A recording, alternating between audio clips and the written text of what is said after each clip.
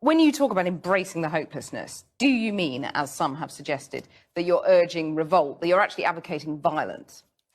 No, wait a minute. I know these statements brought me into a lot of trouble. A lot of your statements have brought you into a lot of trouble. Yeah, but I'll come on care. to LGBT later. I'm resigned to it, but just read carefully what I said. For example, when and this was the most problematic statement, when I said the problem with Hitler was that he wasn't violent enough. You can imagine people. That's pretty problematic. Yeah, but you know what is then second part of the same statement?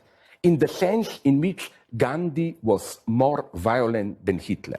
It's clear that I'm not talking about killing, physical violence. I'm talking about radical change in social system. And my point is that... Why didn't you say that then? I mean, is there a problem with the words you're using? Because in this way I would have watered down the point that change, social systemic change, in some sense is violent. Today we not only get physical violence. Isn't it, for example, a bankruptcy of a big company where millions even lose job and so on? They can experience this as an extremely violent thing. Why was for me Gandhi more violent than Hitler? Because Hitler killed millions to prevent real social change, to save the system. While all the point of Gandhi's non-violent protest and so on was precisely to do a pretty radical change in India. But why not just say that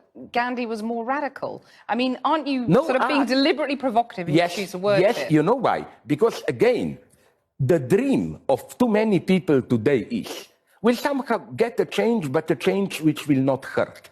It will hurt. Change. But how can you relish that then? Sorry? How can you relish that?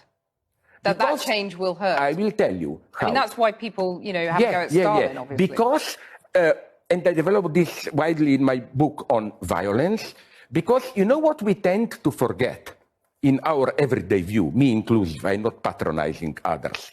We only see the violence of change. But my first reply to you would be, are we aware how much violence goes on just to keep things going on the way they are?